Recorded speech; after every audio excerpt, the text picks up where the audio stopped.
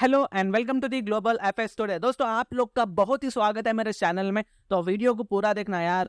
मतलब इतने सारे व्यूज तो आते हैं लेकिन प्रॉपरली कोई सब्सक्राइब करके नहीं जाता। 300 के आगे नहीं बढ़ रहा है। 40,000 50,000 व्यूज आ गए सिर्फ देख के जा रहे, तो कर देना यार। तो शुरू करता हूँ मैं। Sorry for the interruption. दोस्तों, अब तक ना आप लोग को भी मालूम हो गया कि PM Modi US state visit के बाद फ्रांस के पेरिस में as a guest of honour जाने वाले। बेसिकली जैसे इंडिया में 26 जनवरी होती है ना, इंडिया में रिपब्लिक डे होता है ना, सेम वैसे ही फ्रांस में 14 जुलाई को बस्टिल डे मनाया जाता है। बेसिकली ये अपने आप में एक हिस्ट्री है फ्रांस की, तो मैं उसमें नहीं पढ़ूंगा। फ्रांस के साथ इंडिया की एक बहुत ही बड़ी हिस्टोरिकल डील साइन होने वाली है। रिपोर्ट के हिसाब से India AMCA advance multi role compact aircraft को फ्रांस के साथ इंडिया में ही बनाने वाला है।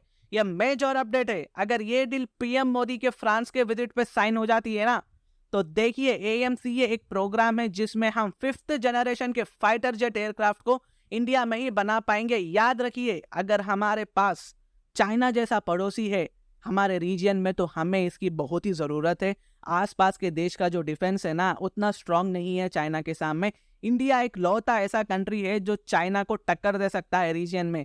चाइना की इस रीजन में और इस रीजन के नेबर्स कंट्री पर ना अपना हुक्म चला पाएगा, चाइना मनमानी करेगा, तो चाइना को डिफेंस के हद तक भी हमें जो है कंपटीशन देने की जरूरत है इंडिया को। और इंडिया ये कर सकता है। इंडिया के पास उतना एबिलिटी है, कैपेबिलिटी है कि हम कर सके, हम चाइना को टक्कर दे सकते हैं। तो इसलिए हमारे पास 5th जनरेशन के फाइटर जेट्स होना जरूरी है। और 5th जनरेशन के फाइटर जेट्स की इंपॉर्टेंस मैं आपको बता दूं कि यार पूरी दुनिया में ना सिर्फ 5th जनरेशन के fighter jet USA, Russia, China के पास ही है। सोचिए, चाइना के पास 5th जनरेशन के फाइटर जेट्स है, तो हमारी इंडियन एयरफोर्स के लिए ना ये बहुत ही डिफिकल्ट हो जाता है, ट्रिकी हो जाता है। चाइना की 5th जनरेशन वाली जो जेट्स होती है उनसे लड़ने के लिए तो इंडियन एयरफोर्स को ना बहुत ही प्रॉब्लम भी फेस करना पड़ता है। इसलिए हमें 5th जनरेशन वाली फाइटर जेट्स की बहुत ज़रूरत है यहाँ पर। अब आप लोग मुझसे पूछोगे, अच्छा USA चाइना के पास 5th जनरेशन वाली टेक्नोलॉजी है, यहाँ तक कि रशिया के पास भी है, लेकिन फ्रांस का नाम कहाँ है? फ्रांस में तो हमें सुनने को नहीं मिला। तो देखिए, फ्रांस के पास 4.5 जनरेशन वाली रफाल फाइटर जेट है और हमें ज़रूरत है 5th जनरेशन की, और इंडिया ने रफाल को खरीदा भी है। तो देखिए, ये फ्रांस के पास 4.5 जनरेशन वाली जो रफाल फाइटर जेट है ना, इससे हम 5th जनरेशन में इंटीग्रेट कर सकते हैं, मिला सकते हैं। The future combat air system FCAS की टेक्नोलॉजी से इस राफेल को आराम से 4.5 जनरेशन से 5th जनरेशन में हम बदल सकते हैं। उतना कैपेबिलिटी है। और फ्रांस की राफेल बनाने वाली कंपनी दसॉल्ट एविएशन इस पर काम भी कर रही है, तो हमें मिल जाएगा कहीं ना कहीं। फिलहाल के लिए फ्रांस की गवर्नमेंट ने फ्रांस की मेजर डिफेंस कंपनी सैफरन, जो रॉकेट्स इंजन जेट इंजन को मैन्युफैक्चर करती है, डिजाइन बनाती है, तो सैफरन को यहाँ ग्रीन सिग्नल दे दिया गया है फ्रांस की गवर्नमेंट के द्वारा jointly design, develop, test, manufacture India के साथ करने के लिए। ये बहुत ही मेजर अपडेट्स है। और इंडिया फ्रांस के साथ मिलकर मेड इन इंडिया के तहत इंडिया में ही जेट इंजन को मैन्युफैक्चर कर सकता है। साथ ही साथ फ्रांस इंडिया को 100% टेक्नोलॉजी को ट्रांसफर कर देगा। याद रखिए, USA ने सिर्फ हमें 80% जेट टेक्नोलॉजी ट्रांसफर की है, फ्रांस हमें 100% टेक्नोलॉजी ट्रांसफर कर देगा। यानी कि जो जो भी चीजें लगती है फ्रांस हमें वो चीजें देगा।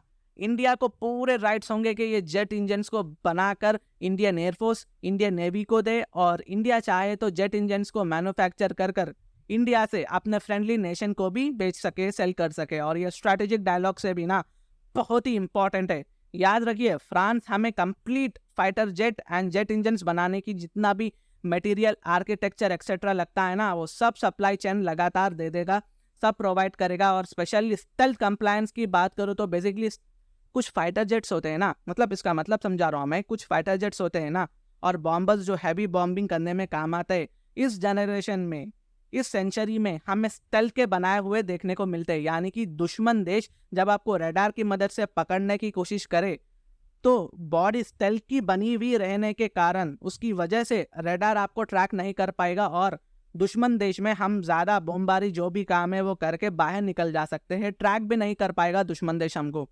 तो स्टेल्थ की ये इंपॉर्टेंस ही है। और इसको बनाने में ना बोला जा रहा है तकरीबन, यार सैडली कहना पड़ रहा है, 10 साल का टाइम लगेगा। और 10 साल भी बहुत कम है यार, क्योंकि इसका जो प्रोसेस है ना आसान नहीं होता, बहुत ही कॉम्प्लेक्स होता है। ऐसा नहीं है कि एक दिन में डील साइन हो गई, नेक्स्ट डे काम शुरू हो जाएगा, नेक्स्ट मंथ तक पूरा खत्म भी हो जाएगा, 2 महीने के बाद इंडिया मैन्युफैक्चर करना शुरू कर देगा। ऐसा नहीं होता, इसमें टाइम लगता है। इसका जो प्रोसेस है ना, हैवी एंड डिफिकल्ट होता है। तो प्रोडक्शन और बेस इंडिया में रेडी हो जाएंगे 10 साल बाद।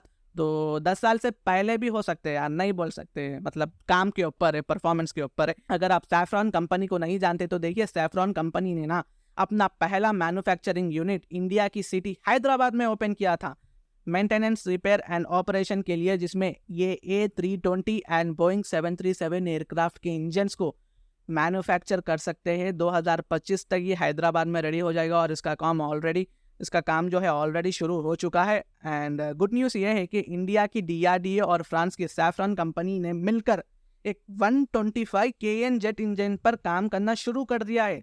ये बात होने से पहले ही शुरू कर दिया है। एडवांस मीडियम कॉम्पैक्ट एयरक्राफ्ट में काम आएगा ये टेक्नोलॉजी, ये जो इंडिया और फ्रांस मिलकर जो ऑलरेडी शुरू कर दिया है इसको, और ये 5th जनरेशन का फाइटर जेट होगा। तो बेसिकली गुड न्यूज़ बहुत है इंडिया के लिए यहाँ पर।